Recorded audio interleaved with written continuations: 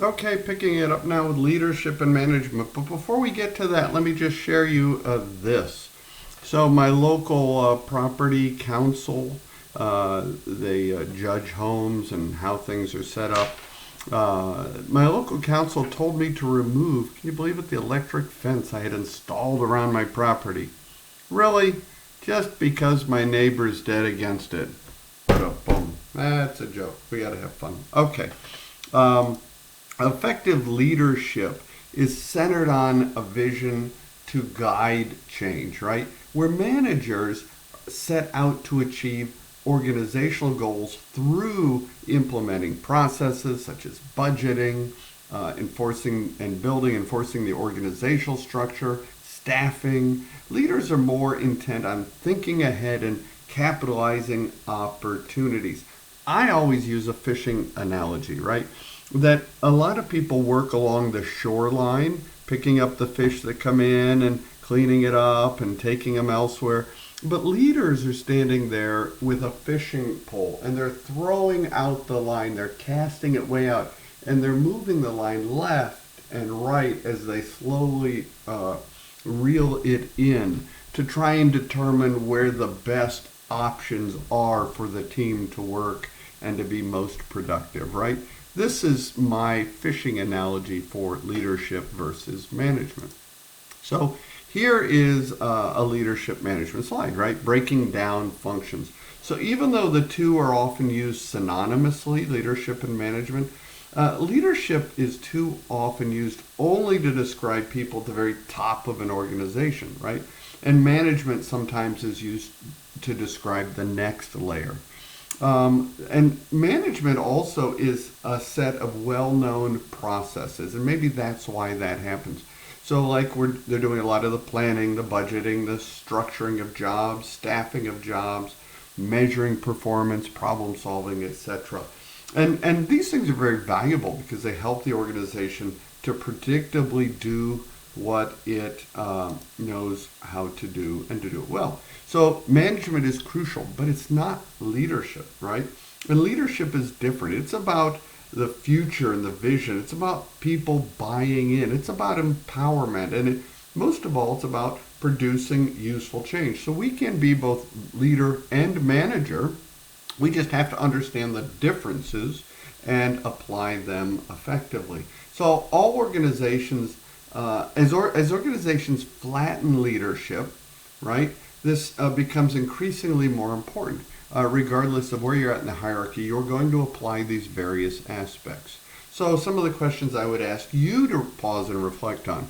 Do you think a few people can provide all the necessary leadership that an organization needs, right? Um, we all serve various critical functions, but we need both leaders and managers, for example, um, in this vulnerable and fast changing world, right? So now, this normally I use as an icebreaker, but it's still a great slide because I like the quotes here, right? And the goal of this slide, I'm trying to say, is to prompt a discussion within yourself on what leadership is. So pause it and think about it, right? Um, the topic of leadership encourages us to participate so we can make our own personal statement about what is a good leader, right? And there are many ways to address this. What do you think of this one, right? Um, there, G.K. Chesterton said, there are two ways to get enough. One is to continue to accumulate more and more, and the other is to desire less. Is that a leadership quote? So, to me, leaders today can take on various fashions. I see that as a leadership quote, which would require some explanation, of course. Um, there was Churchill. Churchill is famous for many quotes. Never give in, never give in nothing great or small, large or petty. Never give in except to convictions of honor and good sense. Never yield to force. Never yield to the apparently overwhelming might of the enemy, right? And so it can be applied as a leadership quote. Churchill had a million of them. I love his quotes, right? Attitude is a little thing that makes a big difference. Success consists of going from failure to failure, without loss of enthusiasm. A pessimist sees the difficulty in every opportunity, and the optimist sees the opportunity in every difficulty. Success is not final. Failure is not fatal. It is the courage to continue that counts, etc., etc. Are these leaders or managers in those roles? Pause and think about that. Reflect. I think it's a great opportunity. So, because we get to this question, what is a leader, right? What would be your favorite quote? Think about that. Write it down. Look it up. Look up some and put them to memory, right? Joan of Arc, Cleopatra, back to Churchill, had a dozen more. Patton, Ronald Reagan, the list can go on and on, right?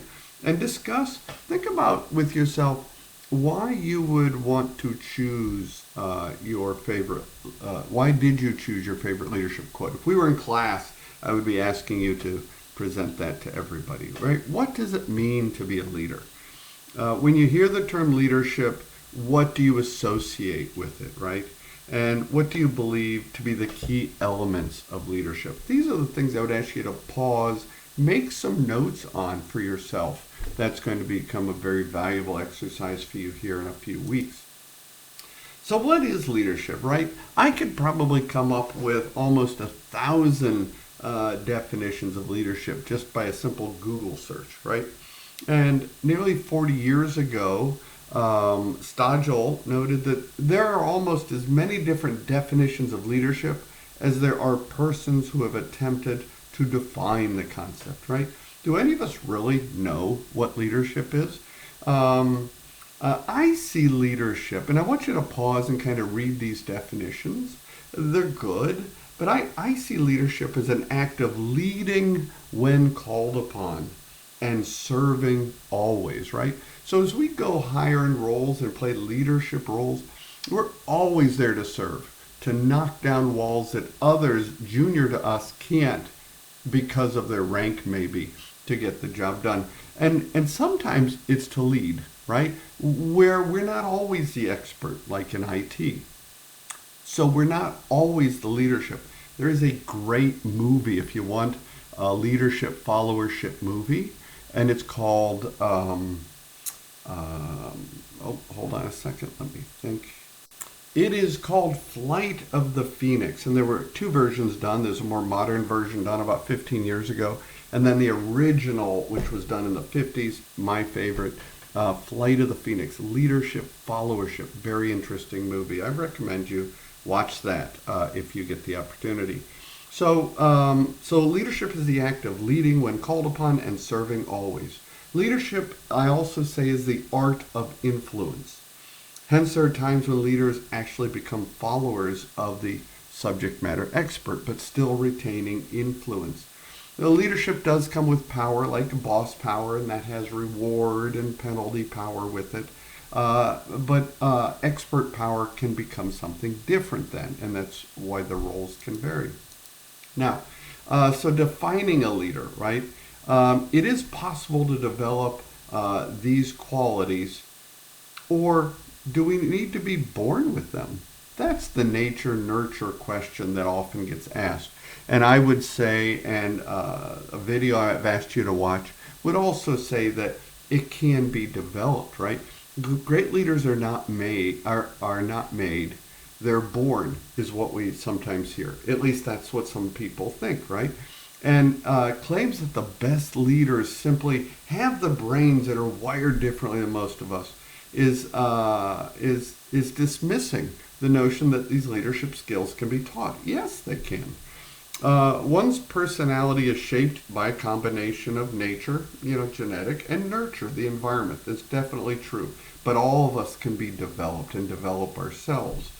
And so there was even a recent study conducted among birds, and they've demonstrated that in that environment, that you play a bigger role in forming the personality, the environment does, than genetics, right? And we can always modify our environment as we get older and have more control over it.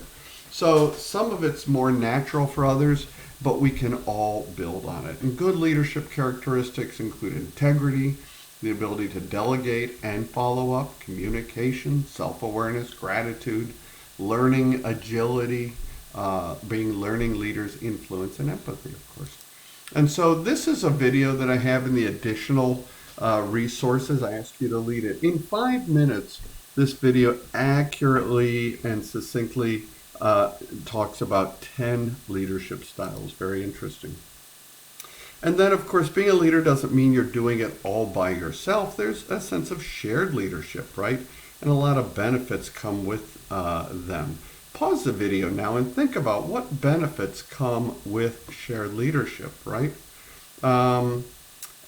Because great leaders, I will add, do self-assess. So these pauses are opportunities to self-assess, right? And to identify advantages for shared leadership, right? Maybe I can cover my weaknesses with somebody else's strengths. That would be a good one. Now, here's a video on situational leadership. I have also included it in the additional resources. I ask you to review that. It's short also. But there are many situations where there are many times when situational leadership is especially appropriate, right? For example, sports teams frequently experience changes due to team members coming and going. They get injured, they get fired, whatever. And so the strengths and weaknesses of the entire team are constantly changing. Think about how that can be applied even if you're a baseball fan in this current baseball season. So, and then as you're thinking about it, think about what is your leadership character, right? Just for fun. I see on this picture Wonder Woman and the Green Lantern, Underdog, Space Ghost, and Anime Sailor Moon, right? How did I know those? You wonder. Well, I know people who helped me. But my personal leadership character, I would say, is Moon Knight. And I have a friend that actually prefers She-Hulk, right? But think about what would be your leadership character and answer these questions along the way. I think it would be beneficial. Some would say maybe John Wayne, outside of cartoon characters, right? In The Quiet Man. The Quiet Man is another excellent movie, a movie of leadership and passion, character, and control, right? Very good. So what is your leadership character? And I ask you to assess that.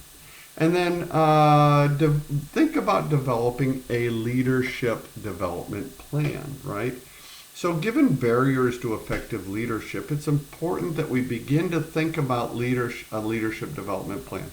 So pause here for 10 minutes and think about your own personal leadership development plan.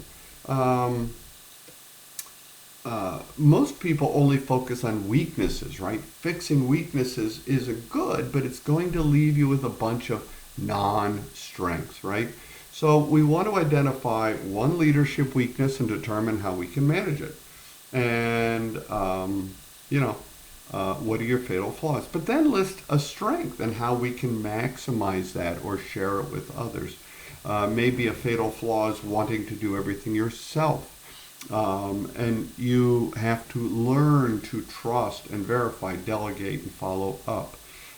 Strengths might be your good attention to detail or emotional IQ or drive to success, etc. Okay, so that is part 2. We're going to come back with the last part in just a minute, which is acquiring the project team and some competencies of managers.